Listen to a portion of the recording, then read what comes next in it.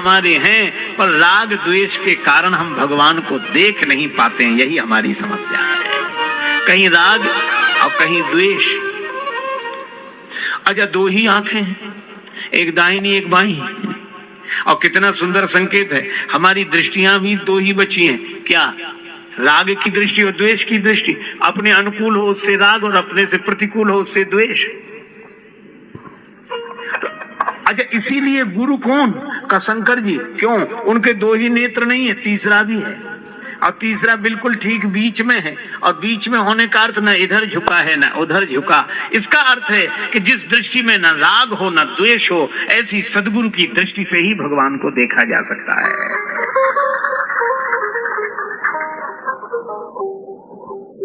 अच्छा, एक बात और है,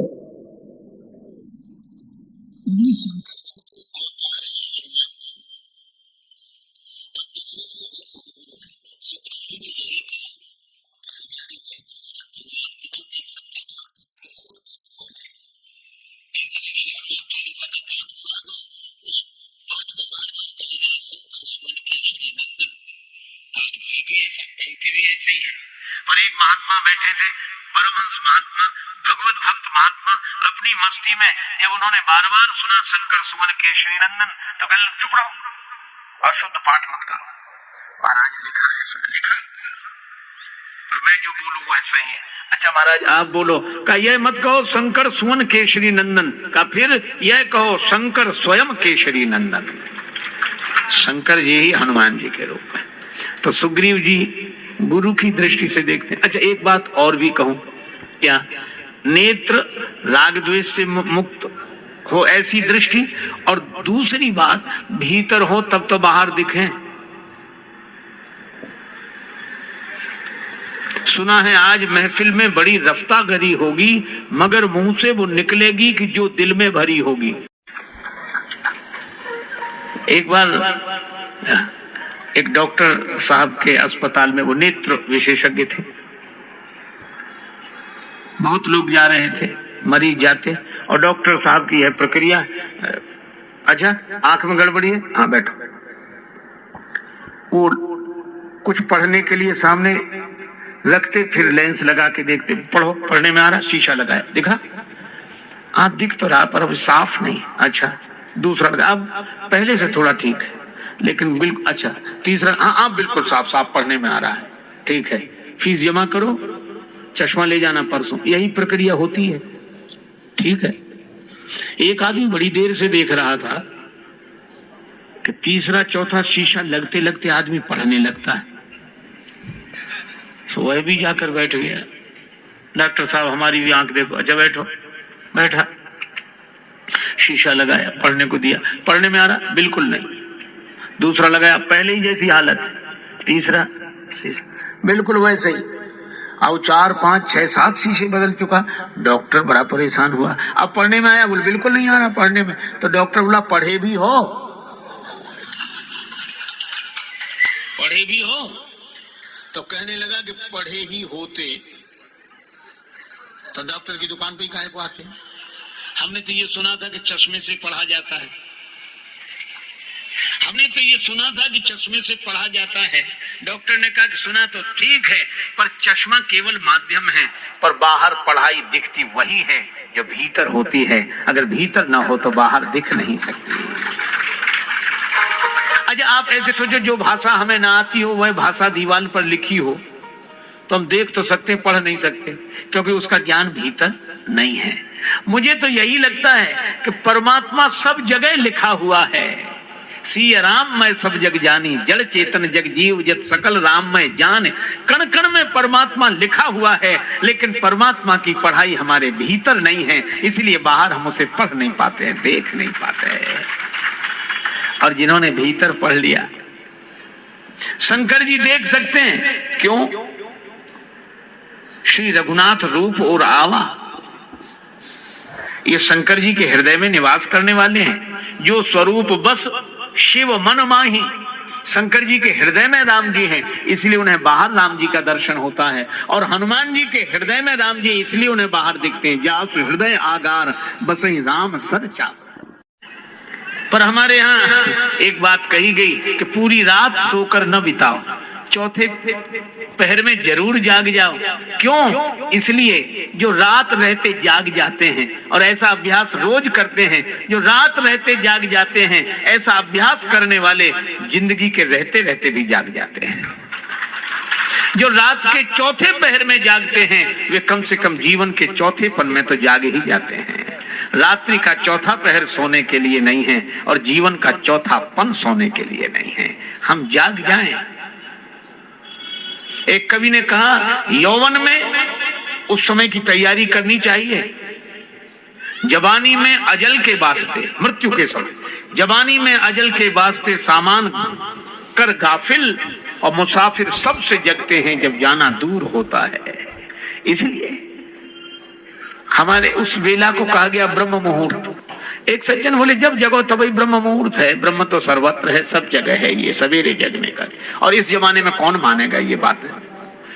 तो हमने कहा कि भैया हमें तो इसी जमाने में ये ब्रह्म मुहूर्त की महिमा समझ में आई। और सचमुच अपने साथ घटी घटना बताऊं, उन दिनों ये मोबाइल फोन तो चले नहीं थे, एसटीडी बूथ होते थे कहीं कहीं। तो हमें जरूरी बात करनी थी, रात को 9 बजे गए, 10 बजे तक लगातार वो नंबर डायल करते रहे। उधर से आवाज आती थी, इस रूट की सभी लाइनें व्यस्त हैं, कृपया थोड़ी देर बाद नंबर डायल करें। अब थोड़ी देर बाद माने कितनी देर बाद? अंत में वो दुकानदार बोला, बोले महाराज लगेगा नहीं नंबर। हमने कहा सवेरे 7 बजे चला जाएगा आदमी, जरूरी बात करनी। बोला आप 5 बजे आ जाओ, 4 बजे आ जाओ, यही घर है हमारा, आपके लिए दरवाजा खुला। तो जरूरी बात करनी थी। सवेरे सवेरे हम 4:30 बजे ही पहुंच गए। वो तैयार था और एक बार डायल किया नंबर, तुरंत लग गया, बात हो गई। हमने कहा कि भैया रात को तो नहीं लगा और अभी तुरंत लग गया, क्यों? सवेरे 4-5 बजे के बीच में आराम से लग गया, रात को 9 बजे नहीं लगा।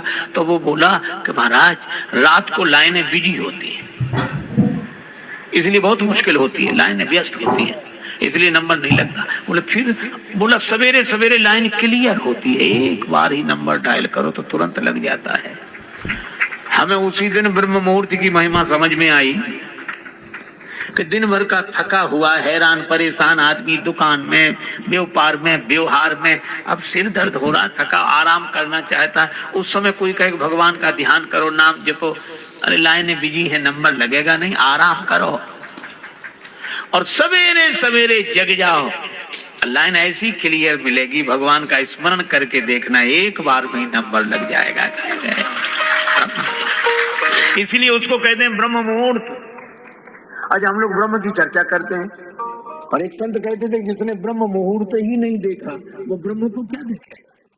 तो ब्रह्म मुहूर्त जिसने नहीं देखा वो ब्रह्म को नहीं देख सकता, और जिसने ब्रह्मचर्य का जीवन नहीं जिया वो क्या ब्रह्म को देखेगा, क्या ब्रह्म की अनुभूति होगी।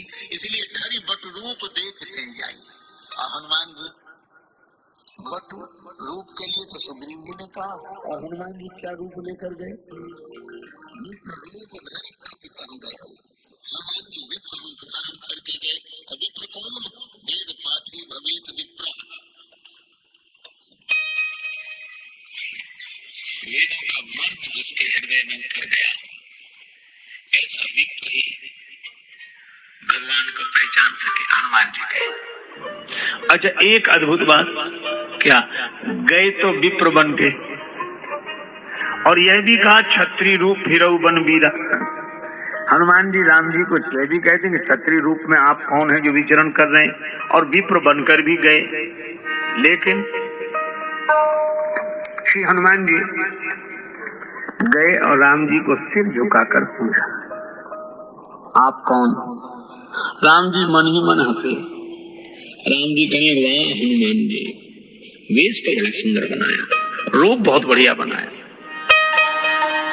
ऐसा रूप बनाया कि आप कहीं से वानर नहीं दिख रहे, ब्राह्मण ही दिख रहे, पूरे ब्राह्मण देवता दिख रहे। रूप तो बड़ा सुंदर बनाया, लेकिन एक गड़बड़ी कर दी। क्या? जैसा रूप बनाया वैसा व्यवहार नहीं हुआ। अरे ब्राह्मण बने हो तो ब्राह्मण बनकर रहना चाहिए, तो गड़बड़ी क्या हो गई? राम जी ने हंसकर कहा मन ही मन, हनुमान जी एक और तो आप हमें क्षत्रिय कह रहे हो, क्षत्रिय रूप फिरऊ बनवीरा। और फिर उसके बाद माथ नाय पूछतस भयऊ, सिर झुकाकर। तो हमें लगा कि असली ब्राह्मण नहीं हो, बने हुए ब्राह्मण हो।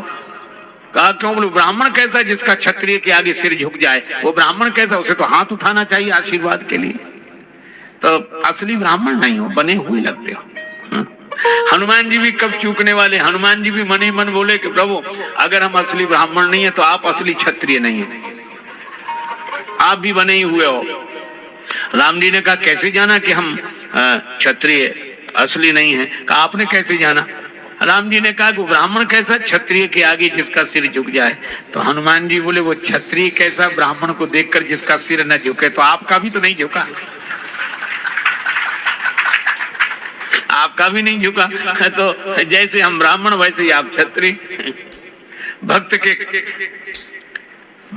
भय भंजन के लिए आप क्षत्रिय रूप में आए हो, और आपके भक्त के भय के भंजन के लिए हम ब्राह्मण के रूप में आए हैं। आहा, राम जी मन ही मन हंसे। अच्छा चलो कोई बात नहीं, प्रणाम तो किया। हनुमान जी बोले एक बात और थी। क्या? आप कहते ब्राह्मण, ब्राह्मण तो मैं हूं, तभी तो आपको जान लिया कि आप ब्रह्म हो। भगवान ने कहा सो तो ठीक, पर सिर झुकाकर प्रणाम किया। हनुमान जी ने कहा कि प्रभु प्रणाम नहीं कर रहा था, फिर आपको देखा तो लगा कि इन्हें कहीं देखा है। आपको देखकर लगा कि इन्हें कहीं देखा है। मैं सोचने लगा कहां देखा है, कहां देखा है। अच्छा कई बार ऐसी कठिनाई हम आपको सबको हो जाती है, प्राय मुझे तो प्राय ऐसी परिस्थिति का सामना करना पड़ता। अब इतने लोगों से मिलना होता है, याद नहीं रहती, और लोग भी बड़े विचित्र होते हैं। कुछ जैसे ही देखेंगे, परिचय तो नहीं देंगे, महाराज पहचाना। अब अगर ये कह दो कि नहीं पहचाना तो कितना दुख होगा। अच्छा हमें भूल गए, हमें। अब बड़ी कठिनाई, पहचान पा नहीं रहे, ये समझ रहे कि देखा जरूर है ना कहीं। महाराज पहचाना भैया, तो हम लोग भी कह देते हैं, कह रहे क्यों नहीं, खूब पहचान, ऐसी कोई बात नहीं, जानते ही। अब इतने से ही बात बन जाए तो भी ठीक, वो आदमी भी कम विचित्र नहीं होता। अच्छा पहचान दे तो बताओ हम कौन है, अब हमारा नाम बताओ, गांव बताओ। अब क्या करें? तब ये कहना पड़ता अरे आपका नाम वो याद है, बस वो जबान पे नहीं आ रहा है, मन में तो है, वो देखो क्या। तब तक वही कह देते हम वो, हाँ ये खूब जानते हैं, अच्छी तरह जानते। कई बार ऐसे लगता है, देखो ज्ञान और अज्ञान एक साथ, जानते हैं पर जान नहीं रहे कौन है, और ये जान रहे कि जानते हैं, तो ज्ञान भी है और अज्ञान भी है। हनुमान जी कहते हैं कि प्रभु जैसे ही हमने आपको देखा तो लगा कि इन्हें कहीं देखा है। तो मैं सोचने लगा कहां देखा है, तो बहुत, अरे याद आया, वहां देखा था। कहा? हनुमान जी ने कहा कि हमने प्रभु आपको देखा तो लगा कि इन्हें कहीं देखा है। कहां देखा है? याद आया, अपने हृदय में ही देखा है। दूर न हेर ये ही है, चलहि छाड़ छोह किए ही है, जासु हृदय आगार बसई राम, सर चापधर। हनुमान जी के हृदय में राम जी हैं। तो हनुमान जी ने कहा कि प्रभु आपको देखकर लगा कि इन्हें कहीं देखा है। तो मैं सोचने लगा कहां देखा है, तो कहा हृदय में। तो मैं प्रणाम के बहाने सिर झुकाकर हृदय में बैठे हुए राम जी को देखता था, और सिर उठाकर सामने खड़े हुए राम जी को देखता था।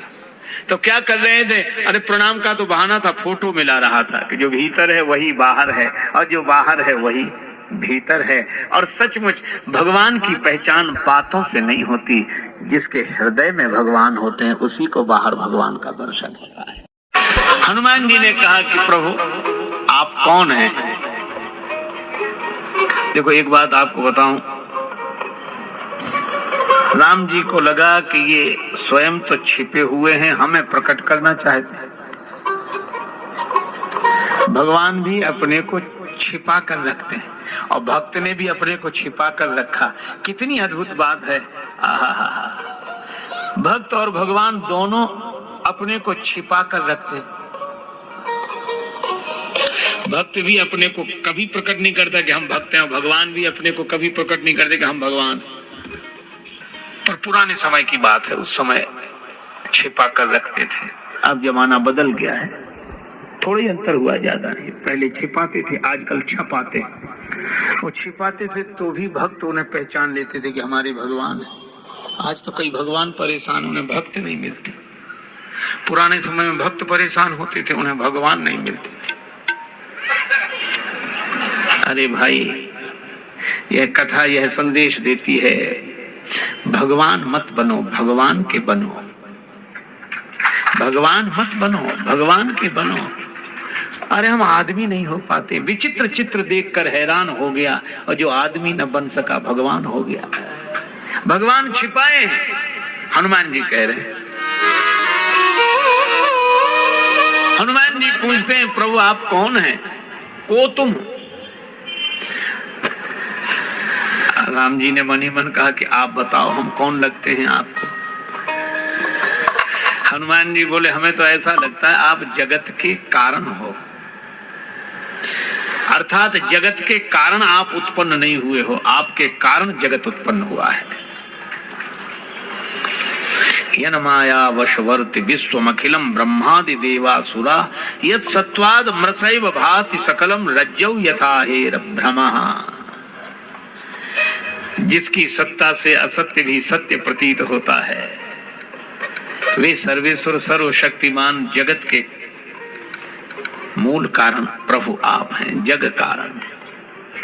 तारण भव, भव बंधन से मुक्त करने वाले, धरित्री का भार भंजन करने वाले हैं, अखिल ब्रह्मांड नायक हैं, मनुष्य रूप में प्रकट हुए।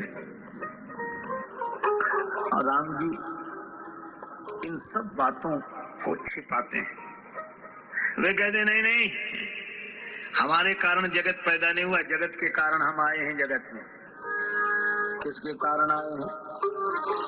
हम अयोध्यापति महाराज दशरथ के पुत्र हैं, इसलिए जग कारण मत करो। अब तो सामान्य मनुष्य है, जैसे सबका जन्म होता है हमारा, सबके माता पिता होते हैं हमारे भी। और अगर ये कहो तारण भाव, भाव बंधन से मुक्त करने वाले हैं, तो राम जी बोले हमें हंसी आती है। क्या हम क्या किसी को बंधन से मुक्त करेंगे? हम तो खुद बंधन में। हम पितु वचन मान बन आए, हम वचनबद्ध हैं, हम वचन से बंधे हुए हैं, तो हम तारण भाव नहीं है, हम तो खुद बंधन में। और अगर ये कहो कि हम पृथ्वी की रक्षा करने आए, पृथ्वी का भार भंजन करने आए हैं, तो ये संभव नहीं है।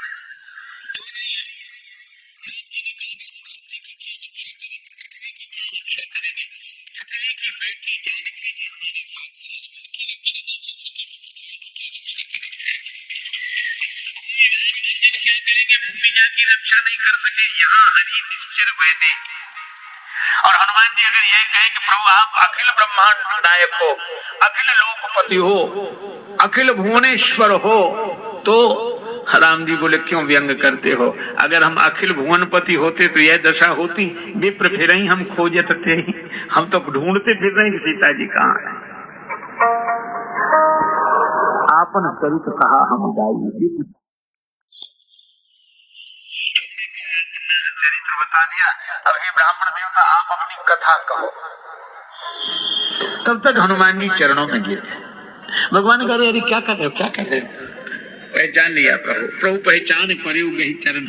अच्छा तो ब्राह्मण देवता आप अपनी कथा कहो। हनुमान जी ने कहा कि प्रभु कथा मेरी हो नहीं सकती, कथा तो भगवान की होती है, जीव की क्या कथा? जीव की तो व्यथा होती है, जीव की तो व्यथा होती है, कथा तो आपकी होती है। तो राम जी बोले कोई बात नहीं, फिर व्यथा ही सुना। हनुमान जी ने कहा बस यही विडंबना है, कथा मेरी हो नहीं सकती और व्यथा मेरी बची नहीं। क्यों? आपके दर्शन के बाद भी अगर व्यथा बची रहे तो आपके दर्शन की महिमा क्या है? फिर कथा मेरी हो नहीं सकती, व्यथा मेरी बची नहीं है, तो कुछ तो सुनाओ। तब हनुमान जी ने सुनाया क्या? हनुमान जी ने राम जी को सुग्रीव जी की व्यथा सुनाई। भगवान जब हनुमान जी से हनुमान जी के बारे में पूछते हैं तो हनुमान जी भगवान को जीव की व्यथा सुनाते हैं, और जब कोई जीव हनुमान जी से हनुमान जी के बारे में पूछे, भगवान पूछे हनुमान जी से परिचय तो हनुमान जी भगवान को भक्त की व्यथा सुनाते हैं, और कोई भक्त विभीषण जी की तरह हनुमान जी से हनुमान जी का परिचय पूछे तो हनुमान जी भक्त को भगवान की कथा सुनाते हैं। जनकपुर धाम के पास एक छोटा सा गांव, उस गांव में रहती थी एक विधवा ब्राह्मणी।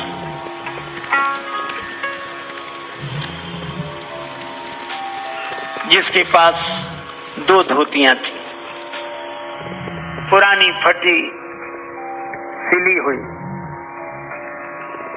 एक धोती धोकर रख देती, दूसरी पहन लेती। एक लोटा,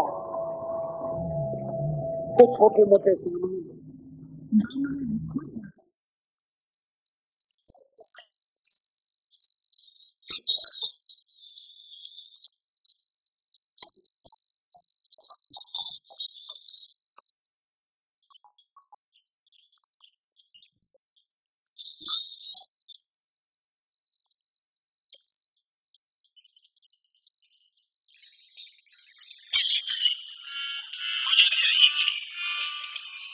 जैसे तैसे गुजर जाएगी, गुजरी का गुजराना क्या दे।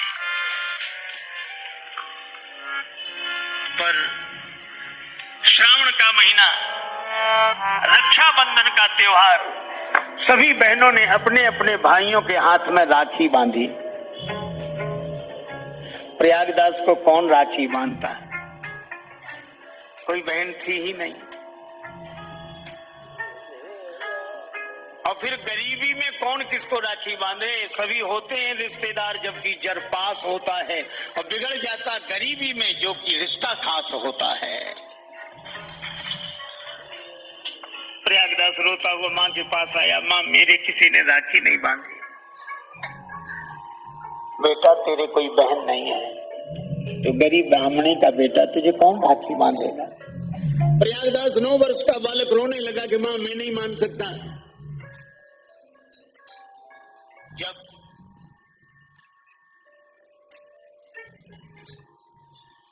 सभी के हाथ पांव नाक कान है तो मेरे भी हाथ पांव नाक कान है, तो जब सभी के बहन है तो मेरे बहन क्यों नहीं है? बहन के लिए उसका जी तड़प रहा है। माँ ने बड़ी सुंदर बात कही। माँ ने कहा मैंने तुमसे झूठ बोल दिया था, तुम्हारी भी बहन है। तुम्हारी बहन का नाम सीता है। अयोध्या ससुराल है, बहुत बड़ी जगह उसका संबंध हुआ है। कभी कभी आती, हमेशा नहीं। अभी तुम्हारी बहन ससुराल में है, जब बड़े हो जाओ तब मैं ले चलूंगी, या बहन आएगी। माँ ने समझाया कि बालक किसी तरह समझ ले। अब आप विचार करना, सांसारिक संबंध से जुड़ने की उसके मन में लालसा, और जिससे जुड़ने की लालसा वो है नहीं। ना हो तो चिंता मत करो, कोई भी संबंध हो, जननी जनक बंधु सुतदारा, भगवान को उसकी जगह बिठा दो। भगवान ही, जानकी जी तुम्हारी बहन है। बालक रोकर बोला माँ मैं तो जाऊंगा। माँ बोली अभी नहीं, बड़ा हो जाए तब मैं ले चलूंगी। नहीं नहीं माँ मैं तो जाऊंगा। जैसे तैसे समझाया, माँ सो गई, बालक भी सो गया। सवेरे 4 बजे बालक जागा, माँ की नींद नहीं खुली। माँ ने पता तो पूरा बता ही दिया है, इतने पते से तो चले जाएंगे। चल दिए प्रयागराज। बहन को कुछ देना पड़ता है, तो माँ की पुरानी फटी धोती धुली रखी थी, वही बगल में दबा। चल दिए अयोध्या, जनकपुर से अयोध्या। ये 9 वर्ष का बालक जा रहा है। पैदल चलने वाले को 2-3 महीने लगते हैं, और ये चला। बहन का नाम सीता, ससुराल अयोध्या, बहनों का नाम राम, मकान उनका वही, इतना पता बहुत है। चल दिए। चलते चलते 2-3 मील चले, थक गए, सब पेड़ के नीचे सो गए। थोड़ा आराम कर ले फिर चलेंगे। भगवान की लीला देखो, 100 वृक्ष के नीचे जगह तो सरयू किनारे, आप मेरे को लिखे, यहाँ तो कई लोग घूम रहे, ये कौन सी नदी? सरयू नहीं है। अच्छा, अयोध्या बोले माँ बेकार कहती थी बहुत दूर है, ये तो नदी था। सो और पहुंच गए। ये चल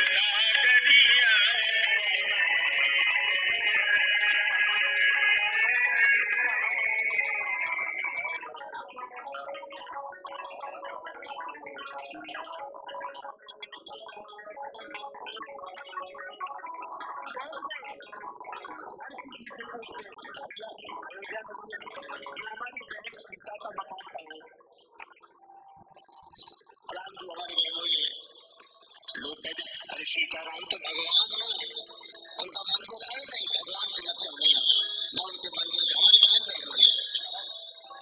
मकान कहाँ उनका? कोई ना बतावे, कोई कहे पागल है।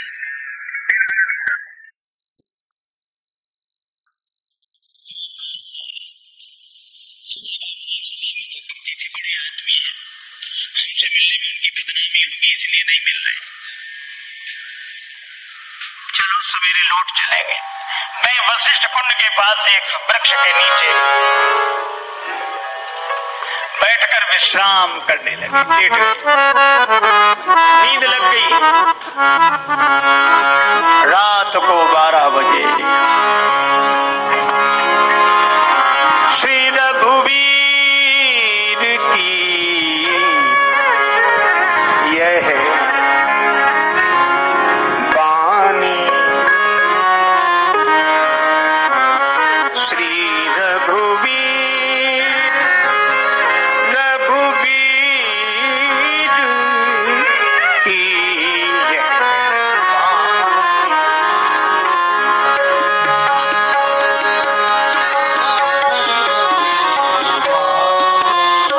बानी, रघुवीर की, रघुवीर की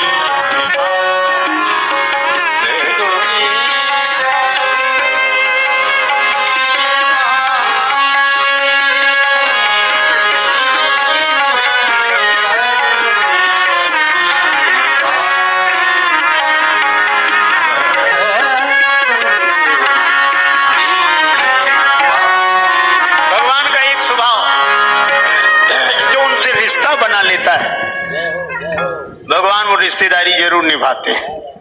रात को 12 बजे अचानक प्रकाश हुआ, आंखें चौंधिया गईं। बालक अकेला उठकर खड़ा हुआ, देखो हाथी आ रहा है, सफेद रंग का हाथी। हाथी पर होदा पर विराजमान श्री सीताराम जी, हनुमान जी महावत बने। सैनिक सब जय सिया राम, जय सिया राम, जय सिया राम करते आ रहे हैं। और देखा रथ रुक गया, इसने देखा डर गया, बोला हमने उनको बुरा भला कहते रहे ना और दिन भर ढूंढते रहे, ये रात को ही हमें हाथी से कुचलवा के मार डालेंगे। खड़ा हो गया, लेकिन यह क्या, हाथी बिठाया गया। हनुमान जी उतरे, सीढ़ी लगाई, भगवान श्री सीताराम जी हौदे से नीचे उतरे, सब हाथ जोड़कर खड़े हो गए। बालक उतनी दूर खड़ा था। श्री जानकी मैया, राम जी, रघुरैया, ये दोनों गए। प्रयागदास की ओर देखकर राम जी मुस्कुराए। राम जी ने कहा, भैया प्रयागदास, इसको लगा ये तो हमारा नाम भी जानते, कौन है? भैया प्रयागदास, ये तुम्हारी बहन सीता है। प्रयागदास बोले, मुझे नहीं लगता ये मेरी बहन है, मुझे लगता नहीं। क्यों?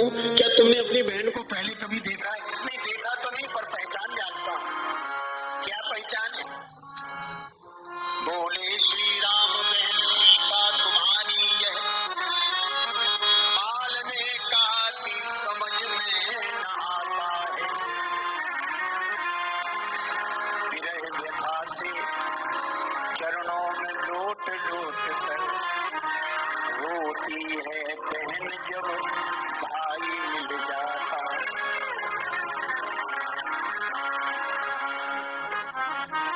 बहन को भाई मिलता है तो लिपट लिपट कर रोने लगती है। अगर ये मेरी बहन होती तो ऐसी खड़ी रहती। भूल गई मैया पर भैया हमें भूले नहीं,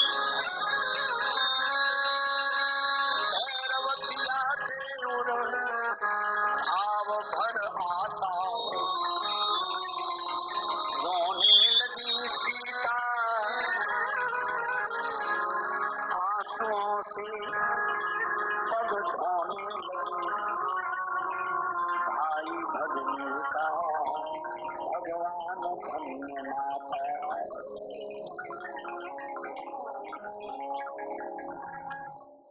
सीता माता लिपट कर रोने लगी और रोते रोते भैया का हाथ पकड़ा। सिर नीचा किए। उनके भी आंखों से आंसू बरस रहे थे। जानकी माता ने राखी बांध दी। अब प्रयागराज के पास देने को क्या कहा, ये ठाकुर जो धोती जो लाए थे, सिर नीचा करके धोती देने लगे। श्री जानकी माता ने कहा कि भैया मैं जानती हूँ मेरी माँ के पास 2 ही धोतियां हैं, एक तुम ले आए, एक उनके पास, वापिस ले जाओ। उनसे कहना उनकी कृपा से मैं बहुत प्रसन्न हूँ, कोई कमी नहीं है। प्रयागदास रोते रह गए। जानकी माता बार बार मुड़ती भैया की ओर देखती। हाथी पर सवार हुए, हाथी उठाया, सैनिक जय जयकार चल। थोड़ी देर में ये दृश्य अदृश्य हो गया और प्रयागदास रोते रह गए। उसी वृक्ष के नीचे बैठे रात भर रोते रहे। लोग पागल समझते थे, इन्हीं बिगड़े दिमागों में भरे अमृत के लच्छे हैं, इन्हें पागल ही रहने दो कि ये पागल ही अच्छे हैं। सवेरे एक महात्मा आए, उन्होंने प्रयागदास की दशा देखी, समझ गए इन पर कृपा हो गई, अपने आश्रम ले गए।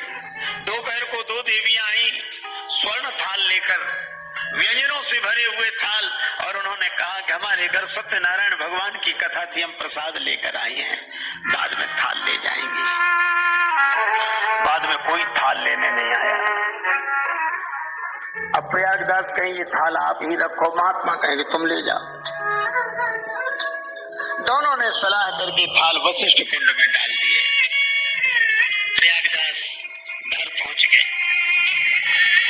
मां ने देखा तो हृदय से लगा दिया, कहाँ गए थे मेरे लाल। प्रयागदास ने कहा बहन के पास देखो राखी बांधी, बड़ी प्रेम से मिली, रोने लगी। दिन में नहीं मिली, अब इसलिए नहीं मिली, उनकी भी तो इज्जत की बात है, बड़े आदमी फिर हम जैसे से नाता। पायन में पनही नहीं थे, हमारे पांव में जूतियां नहीं, पायन में पनही नहीं थे, उत्भूषण की तन पे छवि छाजी, और जाए विनीत लिखी धरनी तेई की भगनी गजराज विराजी। बहन हाथी पर बैठी, मान की बात नहीं, मन में चित में एक चोट लगी मोहे माँ जी, बात कही बहनी 2-4 पे बोले नहीं बहनोई मिजाजी। राम जी कम बोले, बहन तो बोली।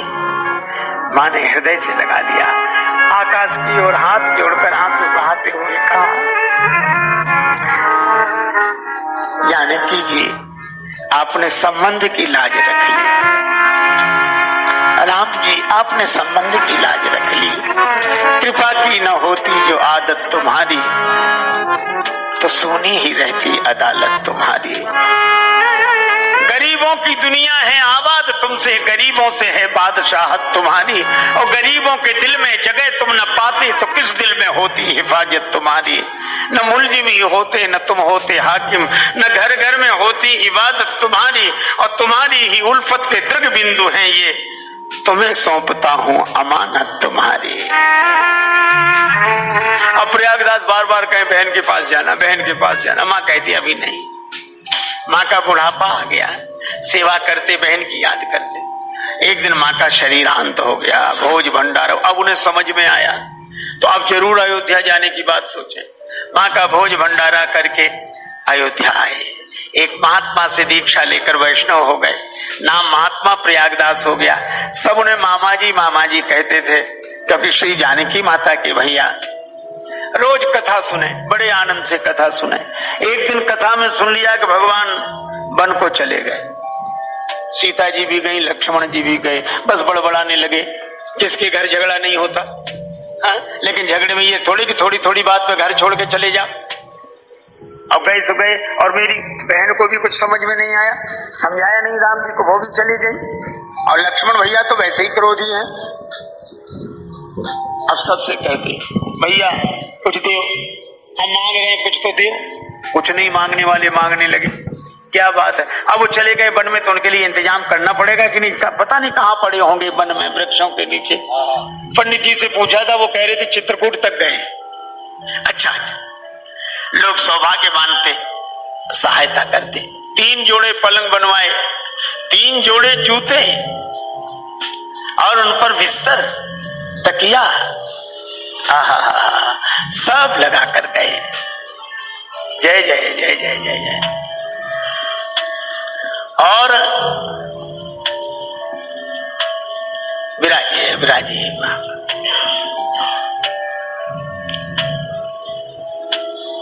अब चित्रकूट में भगवान को पुकारें,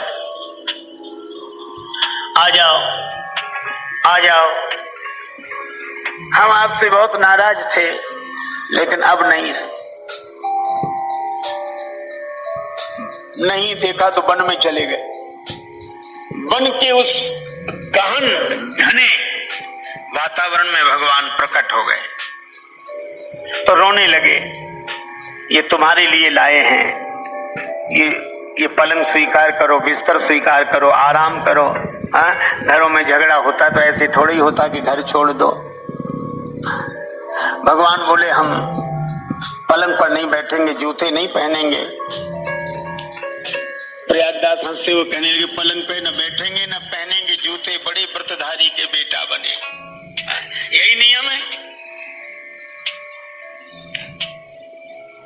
जानकी माता ने कहा, ये भैया बहुत दुखी हो रहे हैं, रो रहे हैं, इन्हें अपना असली रूप दिखा दो। साकेत का दृश्य दिखाया तब मन को शांति मिली। बोले बड़े ठाट बाट से हो, हमें तो हैरान परेशान कर रखा, और बदनामी हम जाने किन किन से पैसे मांगते फिरे। भगवान बोले इसका उपयोग तुम करो। एक पलंग लेकर आए इलाहाबाद। माघ का मेला था प्रयाग में। मेले के बाहर ही नीम के नीचे खाट बिछाई। लोग बोले मेले में नहीं चलोगे? तो कहने लगे मतवादी हैं, वहां इकट्ठे हम जाके करें क्या मेलों में, और प्रागदास श्री राम को लेकर पड़े रहेंगे ढेलों में।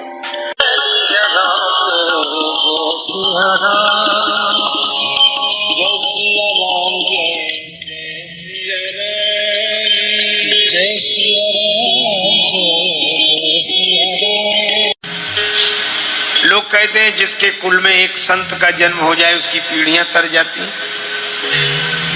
फिर नारद जी को श्राप क्यों लग गया? शायद इसीलिए।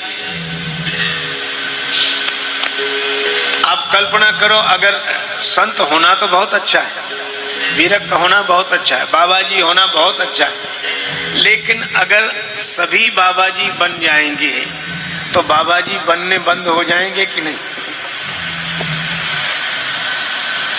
कोई गृहस्थ नहीं होगा तो महात्मा का भी जन्म कहां होगा? और मुझे तो कभी कभी लगता है कि गृहस्थ की इतनी महिमा है गृहस्थ जीवन की कि गृहस्थ न हो तो महात्मा का जन्म कहां हो, और गृहस्थ न होते तो परमात्मा का अवतार कहां होता। इसलिए कहा धन्यो गृहस्थ आश्रम।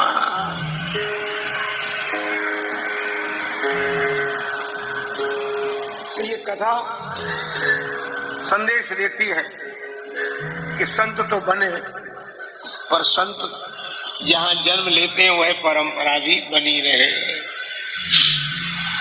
अब नारद जी को श्राप लगा कि ज्यादा देर कहीं ठहर नहीं सकते, तो नारद जी तो महात्मा ठहरे, बड़े प्रसन्न हुए। किसी ने कहा श्राप लगा है, ज्यादा देर आप एक जगह नहीं ठहर सकते। नारद जी ने कहा अच्छा है, एक जगह नहीं ठहर सकते तो ज्यादा जगह जाएंगे, ज्यादा लोगों को लाभ होगा।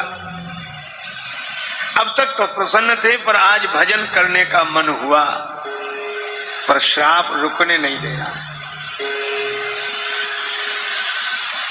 कर्म का फल प्रारब्ध बनकर पीछे पड़ा है, ठहरने नहीं दे रहा है। तो क्या इससे कोई ऊपर है? अवश्यमेव भोक्तव्यम कृतम कर्म शुभाशुभम। हम सब कर्म के हाथ में हैं। 3 बातें कही जाती हैं। कर्म के 3 रूप, संचित, क्रियमाण और प्रारब्ध। कर्ता भाव मिटने से क्रियमाण से मुक्ति होती है, ज्ञान होने पर संचित कर्म से मुक्ति होती है, पर प्रारब्ध तो भोगने से ही कटता है। इसलिए जो जस करई सो तस फल चाखा नियम है। पर आप निराश न हो।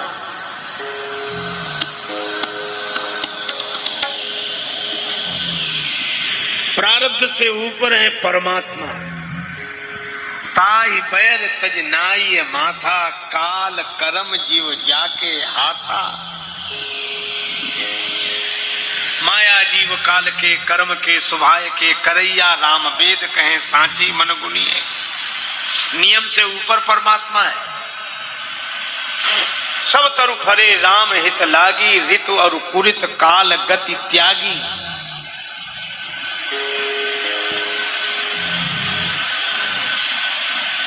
तो भाग्य परेशान कर रहा हो तो भगवान का आश्रय लें। काशी नरेश श्री तुलसीदास जी के पास गए, नवग्रह प्रतिकूल हो गए, मार्केश का प्रबल योग।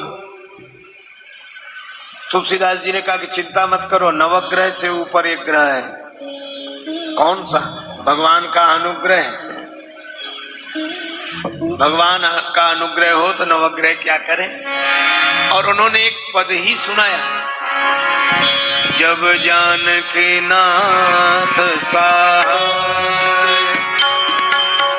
करे, जब जानकी नाथ सहाय करे,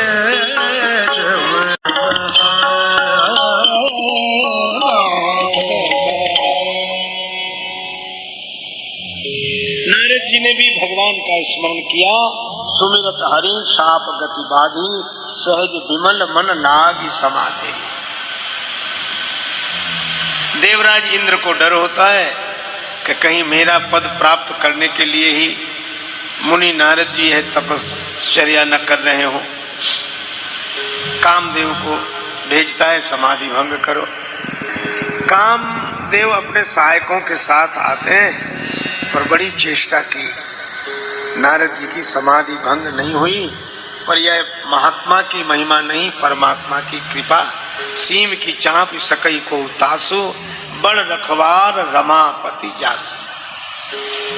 और काम हार गया। नारद जी के चरण पकड़ लिए। नारद जी ने नेत्र खोलकर देखा, काम त्राहिमाम त्राहिमाम कर रहा था। काम कब आए? महाराज बहुत देर से आया, मुझे क्षमा करो, सहायकों के साथ आया था, आपकी समाधि भंग करना चाहता था, पर आज पहली बार में असफल हुआ। धन्य है आप, धन्य है आप। अब नारद जी ने जो सुना, यही होता है। भगवान के गुण गाते हैं नारद जी, गावत हरि गुण गान प्रवीण। भगवान के गुण तो भूल गए कब? जब अपने गुण सुनने लगे। अच्छा, नारद जी की जो भी महिमा है वो भगवान के गुणों के कारण, और चरण पकड़ने वाले काम ने नारद जी के गुण गाने शुरू कर दिए। हम लोगों की महिमा भगवान के गुण के कारण है, और कोई हमें हमारा गुण सुनाने लगता है तो मन भगवान से नहीं अभिमान से भर जाता है। अब तो नारद जी को अपने में और भी विशेषताएं दिखाई देने लगी। काम तुम्हारा कोई प्रभाव मुझ पर नहीं हुआ और क्रोध भी मुझे नहीं आया। अरे महाराज, आप में काम भी नहीं, क्रोध भी नहीं। नारद जी बोले, कह देना देवराज इंद्र से, मुझे उनके पद का लोभ भी नहीं। कामदेव लौट कर गया। सुरपति सभा में सब वर्णन किया। आश्चर्य तो सबको हुआ, पर मुनि प्रशंस्य हरि ही सिरुनावा। प्रशंसा तो मुनि की पर प्रणाम प्रभु को। इधर नारद जी को लगा कि मैंने काम को जीत लिया। काम को तो शंकर जी ने भी जीता था, पर वे क्रोध को नहीं जीत पाए। तो वे शंकर जी के पास जाते हैं। शिव जी बड़े प्रसन्न हुए कि आज नारद जी आए हैं तो श्री राम कथा सुनने को मिलेगी। शिव जी ने कहा कि देवर्षि, हमें श्री रामचरित सुनाएं। पर नारद जी बोले, आजकल हम नई कथा कहने लगे। भगवान शंकर ने कहा कि कथा तो भगवान की नित्य नूतन है, परम पुरातन है, नई कथा तो रामचरित का स्थान किसने ले लिया? श्री तुलसीदास जी व्यंग करते हैं, मार चरित शंकर ही सुनाए। मार चरित राम जी की कथा की जगह काम कथा। शिव जी चुपचाप रहे, कुछ बोले नहीं। तो नारद जी ने पूछ लिया कि कथा कैसी लगी। शंकर जी बोले, कैसी लगी कथा यह तो छोड़ो, पर मैं कथा सुनाने के लिए एक बार हाथ जोड़ रहा था, अब बार बार जोड़ रहा हूं। जैसे यह कथा मुझे सुनाई वैसे किसी और को मत सुनाना।